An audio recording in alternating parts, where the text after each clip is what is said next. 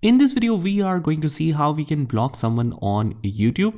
So if you want a certain person to be blocked so that they won't be able to disturb you with spam comments or maybe some inappropriate comments, what you can do is just head over to the top right hand corner if you're on the home tab of YouTube, and you head over to the YouTube studio.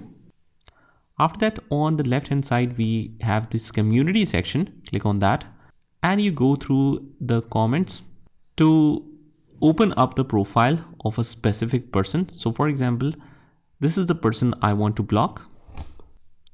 You click on this, you click on the more option and you click on report user. And basically you get the block channel for kids, but hide user from my channel also means the same.